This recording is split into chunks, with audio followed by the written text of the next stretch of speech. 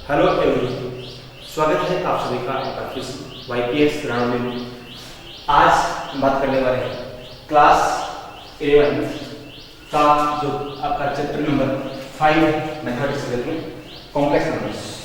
उस complex number के दो वीडियो ऑलरेडी हम डाल चुके हैं, उसमें उसका बेसिक भी था। आज हम बात करते हैं properties of complex number under multiplication and addition. यानी कि अगर हम कोई भी दो कॉम्प्लेक्स नंबर्स को ऐड करें या फिर मल्टीप्लाई करें तो वो कॉम्प्लेक्स नंबर जो है किस प्रकार की प्रॉपर्टी को फॉलो करते हैं, किस प्रकार की प्रॉपर्टीज को फुलफिल करते हैं। तो ये प्रॉपर्टीज बिल्कुल वैसी ही है जैसे कि हमने इससे पहले रेशनल नंबर्स की पढ़ी थी, इंटीजर्स की पढ़ी थी, होल नंबर्स की पढ़ी थी, नेचुरल नंबर्स की पढ़ी थी, क्लास 6 से पढ़ते आ रहे हैं। यहाँ पर अपन वही सब प्रॉपर्टीज पढ़ेंगे किसके लिए, कॉम्प्लेक्स नंबर्स के लिए। सबसे पहली प्रॉपर्टी क्या आती है, एसोसिएटिव प्रॉपर्टी। तो जैसा कि आप जानते हैं एसोसिएटिव प्रॉपर्टी में क्या होता है, अगर हम बात करें यहाँ पे होल नंबर नेचुरल नंबर की तो एसोसिएटिव प्रॉपर्टी होती है a plus b plus c equal to a plus b plus c। इसका मतलब क्या है कि मैं चाहे तो b और c को पहले ऐड करूं या मैं a और b को पहले ऐड करूं। अगर मुझे तीन नंबर को ऐड करना है तो उन तीनों नंबर का जो सीक्वेंस है वो मैटर नहीं करती। आप किसी भी नंबर को पहले ऐड करो, किसी भी नंबर को बाद में ऐड करो, उससे कोई फर्क नहीं पड़ता। ये तो बात है नेचुरल नंबर्स की। यहाँ पर जब हम बात करेंगे कॉम्प्लेक्स नंबर्स के लिए तो कॉम्प्लेक्स नंबर्स को मैं तीन नंबर में लेता हूं। Suppose if Z1, Z2 and Z3 belongs to C। ये तीन नंबर है, तीनों नंबर कहां से बिलोंग करते हैं, C यानी किसी कॉम्प्लेक्स नंबर से बिलोंग करते हैं। तो हमें क्या मिलेगा, उसका फॉर्मूला तो होता है, फॉर्मूला क्या होगा, सबसे पहला Z1 plus Z2 plus Z3। अगर मुझे तीनों को ऐड करना है तो चाहे तो मैं इनको पहले ऐड करूं और चाहे आगे वाले जो दो नंबर हैं उनको मैं पहले ऐड करूं, उन दोनों में कोई डिफरेंस नहीं होता है। ये तो हुई बात एसोसिएटिव प्रॉपर्टी अंडर एडिशन। यहाँ पर मैं क्या कर रहा हूँ, ऐड कर रहा हूँ, इसलिए ये है एसोसिएटिव प्रॉपर्टी अंडर एडिशन। और जब हम बात करेंगे मल्टीप्लिकेशन की तो ये हो जाएगा Z1 Z2 और बाहर आ जाएगा Z3 इक्वल टू Z1 बाहर हो जाएगा और अंदर क्या जाएगा Z2 इंटू Z3। ये हो जाएगी क्या, एसोसिएटिव प्रॉपर्टी अंडर मल्टीप्लिकेशन। कहने का मतलब क्या है, एसोसिएटिव प्रॉपर्टी जो है वो या तो एडिशन पे लागू होगी या फिर मल्टीप्लिकेशन लागू होगी। और इस प्रॉपर्टी का मतलब क्या है कि आप जो भी नंबर से उसको ऐड या मल्टीप्लाई कर रहे हो उसकी सीक्वेंस जो है वो इसमें कोई भी मैटर नहीं करती है। ओके, ये तो होगी बात इसके बारे में, एसोसिएटिव प्रॉपर्टी के बारे में। फिर अपन सेकंड बात करते हैं कम्यूटेटिव प्रॉपर्टी के बारे में।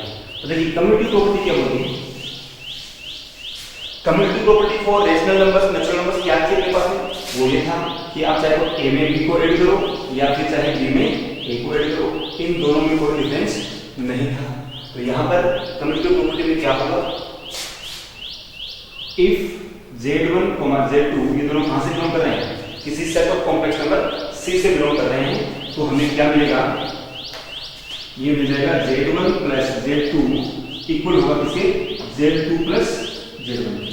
ये हो जाएगी आपकी क्या, कम्यूटेटिव प्रॉपर्टी। अगर अपन बात करें इसको मल्टीप्लिकेशन के मामले में तो क्या होगा, Z1 मल्टीप्लाई बाय Z2 और ये किसके इक्वल हो जाएगा, Z2 मल्टीप्लाई बाय Z1। ये हो जाएगी आपकी क्या, कम्यूटेटिव प्रॉपर्टी अंडर मल्टीप्लिकेशन। ये जो है आपकी, ये तो क्या है, अंडर एडिशन है। ये है आपकी कम्यूटेटिव प्रॉपर्टी अंडर एडिशन और ये क्या है, मल्टीप्लिकेशन। ओके, इसी प्रकार से थर्ड पर बात करते हैं क्लोजर प्रॉपर्टी की। तो यहाँ पर क्लोजर प्रॉपर्टी का मतलब क्या है, क्लोजर प्रॉपर्टी का मतलब होता है कि अगर कोई दो नंबर अपने पास, एक Z1 है एक Z2 है, और वो दोनों नंबर कहां से बिलोंग करते हैं, किसी सेट ऑफ कॉम्प्लेक्स नंबर से बिलोंग करते हैं, तो जब उन दोनों को मैं ऐड करूंगा तो मुझे क्या मिलेगा, रिजल्ट क्या मिलेगा, आपका कॉम्प्लेक्स नंबर ही मिलने वाला है। या फिर उन दोनों को मल्टीप्लाई करूंगा तो मुझे क्या मिलेगा, कॉम्प्लेक्स नंबर मिलेगा। क्लोज का मतलब क्या हो गया कि जैसे ये एक क्या है, सेट ऑफ कॉम्प्लेक्स नंबर्स है, तो मैं इस सेट के अंदर से कोई भी एलिमेंट को लूंगा और उस एलिमेंट को चाहे प्लस करूं या माइनस करूं, मैं हमेशा प्लस करूं या मल्टीप्लाई करूं, मैं हमेशा क्या रहूंगा, इस सेट के से बाहर नहीं निकलूंगा। इसको मतलब इसको हम क्या बोलते हैं, क्लोज बोलते हैं। तो इसका आपका जो डेफिनेशन क्या रहेगी, if Z1, Z2 belongs to C then क्या होगा, Z1 प्लस Z2 की जो वैल्यू है वो भी कहां से बिलोंग करना चाहिए, सी से बिलोंग करना चाहिए, और Z1 इंटू Z2 जो है वो भी कहां से बिलोंग करना चाहिए, सी से बिलोंग करना चाहिए। इस बात का मतलब दोबारा समझ लीजिए क्या होता है कि अगर किसी सेट ऑफ कॉम्प्लेक्स नंबर से आपका Z1 और Z2 दोनों अलग अलग आ रहे हैं, सपोज करो Z1 यहाँ है और Z2 यहाँ इस वाले बॉक्स में कहीं आ रहे हैं, तो ये कंपलसरी होगा कि जो Z1 और Z2 होगा वो भी क्या होगा, इस रूम के अंदर है, इस बॉक्स के अंदर ही आना चाहिए। अगर इस बॉक्स के अंदर वो आ रहा है तब तो क्या है, ये क्लोज्ड होता है, और अगर इस बॉक्स से वो बाहर जा रहा है तो वो क्या है, क्लोज नहीं होता है। फॉर एग्जांपल हम इसका एग्जांपल ले लेते हैं नेचुरल नंबर के लिए। मैं बात करता हूं, एक बार और नेचुरल नंबर की बात करता हूं। सपोज लो दो नेचुरल नंबर को ले लें, a इक्वल टू कुछ नंबर दिया और एक दिया b। ये एक क्या है, सेट ऑफ नेचुरल नंबर्स है। इसमें दो नंबर दिए, a की वैल्यू ले ली 1 और b की वैल्यू क्या ले ली 2। अब अगर मैं बात करता हूं a प्लस b, मतलब सिंपल सी बात है, अगर मैं कोई भी दो नेचुरल नंबर को प्लस करूंगा तो सिंपल सी बात है, मुझे हमेशा एक नेचुरल नंबर ही मिलता रहेगा, हमेशा वो कभी भी नेचुरल नंबर से बाहर नहीं जाएगा।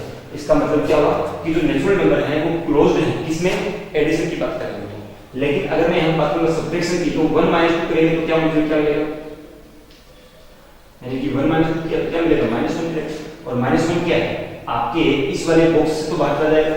इसका मतलब क्या है कि natural numbers are not closed under subtraction but closed under addition and under division. मतलब एडिशन में भी ये क्लोज्ड है और डिवीजन भी ये क्लोज्ड है। ऐसे ही ठीक उसी प्रकार से यहाँ पर जब बात करेंगे कॉम्प्लेक्स नंबर्स की, तो जो कॉम्प्लेक्स नंबर्स होते हैं वो क्या होते हैं, क्लोज्ड होते हैं अंडर एडिशन और अंडर मल्टीप्लिकेशन। जब उनको सब्ट्रैक्ट करेंगे तो हो सकता है वो आपके कॉम्प्लेक्स नंबर से बाहर आ जाए। कहां पे आएंगे, या तो रियल में आ सकते हैं या फिर वो एक प्योर इमेजिनरी हो सकते हैं। या तो वो क्या होगा, या तो क्या हो जाएगा, या तो हो जाएगा प्योर रियल हो जाएगा या फिर प्योर इमेजिनरी हो जाएगा। कॉम्प्लेक्स कौन सा होता है, कॉम्प्लेक्स वो होता है जिसमें कुछ रियल पार्ट मिलता है, कुछ आपका इमेजिनरी पार्ट मिलता है।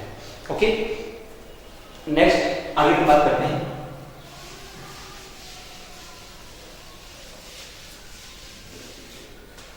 आगे आपका नंबर आता है एडिटिव आइडेंटिटी।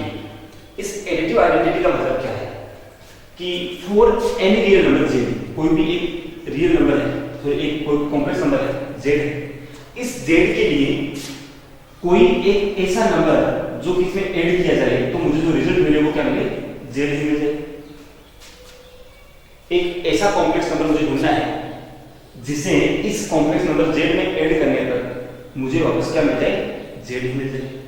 तो क्या हो सकता है, किसी भी नंबर में क्या ऐड किया जाए कि वापस रिजल्ट वही मिल जाए, तो हम ये कहते हैं कि वहां पर रिजल्ट नंबर क्या होना चाहिए, 0 होना चाहिए। ऑब्वियस सी बात 0 होना चाहिए। बट हमारा क्वेश्चन क्या है कि इस z में क्या ऐड किया जाए, क्या ऐसा किस टाइप का कॉम्प्लेक्स नंबर ऐड किया जाए कि मुझे जो रिजल्ट मिले वो क्या मिले, 0 मिले।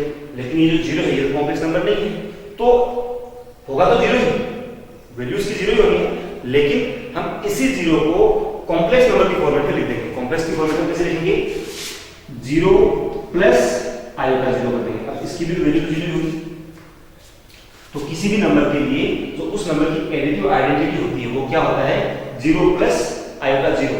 ये नंबर क्या होता है, किसी भी नंबर के लिए उस नंबर की एडिटिव आइडेंटिटी होता है।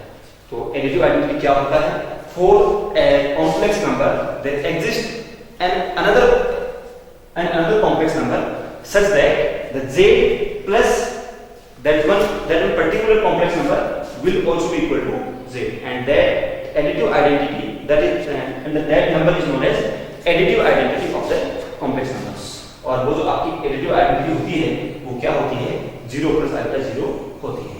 ओके, इसी प्रकार से अब अपन बात करेंगे additive inverse के बारे में। चलिए देखिए क्या होगा। एडिटिव इनवर्स क्या होगा, किसी भी कॉम्प्लेक्स नंबर, मैं यहां पर थोड़ा सा अगर से एग्जांपल लेके देखेंगे इसको, कोई कॉम्प्लेक्स नंबर सपोज z है, इस z में क्या ऐड किया जाए कि मुझे जो मेरा रिजल्ट है वो क्या मिल जाए, यानी कि 0 नहीं मिलेगा, 0 प्लस अल्फा 0 मुझे मिलेगा। एक किसी भी कॉम्प्लेक्स नंबर z के लिए for a complex number which belongs to complex numbers, मुझे क्या ऐसा नंबर ऐड किया जाए कि इसका जो ओवरऑल रिजल्ट है वो क्या हो जाए, 0 प्लस अल्फा 0 हो जाए। तो वो नंबर क्या होगा, माइनस का 0 हो जाए। अब कैसे होगा z, सपोज करो z की वैल्यू है a प्लस अल्फा 0, अब अगर ये a प्लस अल्फा बी है, इसमें और कोई तीसरा नंबर होगा c, मान लो कि इसका एडिटिव इनवर्स है वो क्या होगा c प्लस अल्फा डी। मान मुझे क्या करना है, c की और d की वैल्यू फाइंड आउट करनी है। तो इस a प्लस अल्फा बी क्या रखा जाए, इस मान लीजिए की जगह कि ये मिल जाए मुझे, तो मैं मान लेता हूं कि additive inverse of z equal to क्या होगा, c प्लस अल्फा डी होगा। अब हम कह रहे हैं कि जब मैं इस z को यानी कि इस a प्लस अल्फा b को इसके एडिटिव इनवर्स यानी कि c प्लस अल्फा d में ऐड करूंगा तो रिजल्ट क्या मिलना चाहिए, ये मिलना चाहिए। ये तो है अपने डेफिनेशन के अकॉर्डिंग लिखा हूं, अकॉर्डिंग टू द डेफिनेशन हम ये कह सकते हैं कि ये मुझे मिल जाएगा। ओके, तो यहां से क्या होगा, मुझे क्या करना है, c प्लस अल्फा d की वैल्यू फाइंड आउट करनी है। कैसे करेंगे, इस a प्लस अल्फा डी को यहां से ट्रांसफर करेंगे तो क्या बन जाएगा, ये c plus alpha D is equal to ये हो जाएगा माइनस का a और माइनस का अल्फा b। और कभी भी जब भी कभी दो कॉम्प्लेक्स नंबर्स इक्वल होते हैं, ये क्या है, इक्वल होते हैं, तो वो इक्वल कब होते हैं, ये इक्वल तभी होते हैं जब उन दोनों के रियल पार्ट आपस में इक्वल हो और उन दोनों के कॉम्प्लेक्स सॉरी जो आपके इमेजिनरी पार्ट के आपस में इक्वल हो। तो यहां से हम इन दोनों को जब कंपेयर करेंगे तो हमें क्या मिलेगा, c की वैल्यू हो जाएगी माइनस का a और जो d है उसे d की वैल्यू क्या हो जाएगी, माइनस का d। ये हो जाएंगे आपके दोनों कॉम्प्लेक्स सॉरी c और d की वैल्यू। यानी कि क्या होगा, जब भी मुझे कभी किसी नंबर का एडिटिव इनवर्स फाइंड करना है तो हम क्या करेंगे, उसके रियल पार्ट और इमेजिनरी पार्ट दोनों के साइन को आपस में चेंज कर देंगे या फिर रिवर्स कर देंगे, मुझे क्या मिल जाएगा, उसका एडिटिव इनवर्स इजीली मिल जाएगा। ओके, ये होगी बात इसके बारे में additive inverse, topic number 5। Okay, इसी प्रकार से बात करते हैं कैंसिलेशन लॉ। बहुत ही इजी सा है, नाम भले आपने पहले बार सुना होगा लेकिन इससे पहले यूजुअली बहुत बार नहीं आते हैं। क्या हुआ देखिए,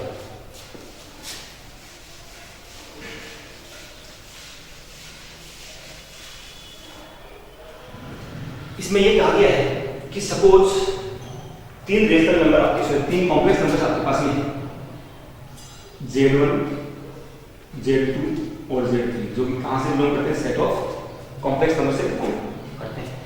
तो क्या होगा इसमें, अगर मेरे पास वो नंबर इस प्रकार से हो, z1 plus z3 is equal to हो जाए z2 प्लस z3, या फिर या तो ऐसा हो जाए या फिर ये हो जाए z1 मल्टीप्लाई बाय z3 और ये इक्वल हो जाएगा इसके z2 मल्टीप्लाई बाय z3।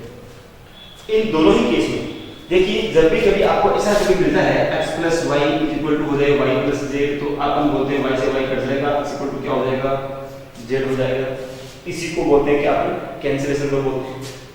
इसी का नाम क्या है, कैंसिलेशन लॉ, कि अगर एक ही नंबर आपके इक्वल के दोनों तरफ है, सेम साइन के साथ में है, तो हम उन दोनों को क्या कर सकते हैं, कैंसिल आउट कर सकते हैं। अब ये रूल यहां पर हमने क्यों पढ़ा, ये इसलिए पढ़ा क्योंकि पढ़ते हुए बहुत पहले से आ रहे थे, लेकिन हम जब पहले से पढ़ते आ रहे हैं तो वो हम सिर्फ ये जानते थे कि जो ये आपका कैंसिलेशन लॉ है, इसका नाम भले अपन नहीं जानते थे, लेकिन हम ये जानते थे कि जो ये जो आपका कैंसिलेशन लॉ है, इस प्रकार से नंबर काट रहे हैं, ये हम रियल नंबर्स के लिए लागू कर सकते हैं। इससे पहले हम लोग किसके बारे में बात कर रहे थे, सिर्फ रियल नंबर्स के बारे में बात कर रहे थे, यानी कि हम रियल नंबर को इसको लागू कर सकते हैं, इसमें मुझे कोई डाउट नहीं है। लेकिन क्या हम जो नंबर्स को कैंसिल आउट कर सकते हैं, क्या वो कॉम्प्लेक्स नंबर को भी लागू कर सकते हैं? हाँ, इसलिए क्या बता रहा है कि आप जो कॉम्प्लेक्स नंबर होंगे उस कॉम्प्लेक्स नंबर पर भी ये जो आपका रूल है उसको लागू कर सकते हैं। यानी क्या हो जाएगा, यहाँ से आपका z3 से z3 कैंसिल हो जाएगा और हमें मिलेगा क्या, यहाँ से मिल जाएगा z1 इक्वल टू z2 और यहाँ से भी क्या होगा, z3 से z3 कैंसिल हो जाएगा और हमें क्या मिल जाएगा, z1 इक्वल टू z2 मिल जाएगा। दोनों अलग अलग चीज है। ये हो गया कैंसिलेशन लॉ फॉर एडिशन और ये क्या होता है, cancellation law for multiplication. Okay, ये हो गया आपका टॉपिक नंबर 6। छोटे टॉपिक से बात करते हैं हम मल्टीप्लिकेटिव आइडेंटिटी। तो देखिए यहाँ पर थोड़ा सा ये जो दो पॉइंट हैं, मल्टीप्लिकेटिव आइडेंटिटी और मल्टीप्लिकेटिव इनवर्स, खास तौर से मल्टीप्लिकेटिव इनवर्स की जरूरत आपको ज्यादा मोस्ट क्लियर मिलेगी। तो बात करेंगे मल्टीप्लिकेटिव आइडेंटिटी की। सबसे पहले यहाँ पर क्या होगा, for any number z which belongs to complex set of complex number यानी c, क्या होगा, there exists and another complex number, एक ऐसा कॉम्प्लेक्स नंबर वहां पर होता है कि उससे मल्टीप्लाई करने पर मुझे रिजल्ट क्या मिल जाए, 0 मिल जाए। अब अपन जब बात करते थे रियल नंबर्स की, तो भाई रियल नंबर में तो ये नंबर क्या हो जाता था, 1 हो जाता था और हम 1 को क्या बोलते थे, मल्टीप्लिकेटिव आइडेंटिटी अपन बोलते थे। लेकिन जब बात करेंगे अपन कॉम्प्लेक्स नंबर्स की, तो कॉम्प्लेक्स नंबर में कहने को भी 1 हो सकता है, लेकिन अपना फिर से वही क्वेश्चन आता है कि जो 1 है वो आपका कॉम्प्लेक्स नंबर तो है ही, तो हमें क्या चाहिए, कॉम्प्लेक्स नंबर चाहिए। तो कॉम्प्लेक्स के लिए क्या करेंगे, यहाँ पर जैसा कि हमने 1 प्लस वहाँ पे 0 का आइटा 0 किया था, तो यहाँ पर क्या करेंगे 1 प्लस आइटा 1। लेकिन जब अपन यहाँ पर 1 प्लस आइटा 1 कर देंगे तो इसकी जो ओवरऑल वैल्यू है वो चेंज हो जाएगी। तो हम यहाँ पे क्या करेंगे 1 प्लस आइटा 1 नहीं करके, मतलब हमें क्या करना है, एक ऐसा नंबर लिखना है जिसका मैग्नीट्यूड जो अपन निकालेंगे, यानी को जो ऐसा नंबर जो जनरल लिखना है उसका जो मैग्नीट्यूड है वो क्या आना चाहिए, 1 आना चाहिए। ठीक है, और वो किसका आएगा, जब हम यहाँ बात करेंगे 1 प्लस आइटा 0 लिखेंगे तो उसकी देखो इसकी वैल्यू बनी, वैल्यू तो क्या है इसकी बनी है, लेकिन इसी को हमने सिर्फ कॉम्प्लेक्स फॉर्मेट में लिख दिया कि हाँ इस प्रकार से लिखेंगे तो ये कॉम्प्लेक्स नंबर हो जाएगा। ये कॉम्प्लेक्स नंबर ही है जिसका इमेजिनरी पार्ट जो क्या हो जाएगा, 0 हो जाएगा। तो हम यहाँ पर किसी भी नंबर के लिए, किसी भी कॉम्प्लेक्स नंबर के लिए उस नंबर का जो मल्टीप्लिकेटिव आइडेंटिटी होती है वो क्या होता है, 1 प्लस आइटा 0 होता है। 1 प्लस आइटा 0 क्या होता है, किसी भी नंबर के लिए उस नंबर की मल्टीप्लिकेटिव आइडेंटिटी होती है। ओके, ये होगी बात किसके बारे में, मल्टीप्लिकेटिव आइडेंटिटी के बारे में, ये भी इजी था। अब बात आते हैं मल्टीप्लिकेटिव इनवर्स के बारे में। देखिए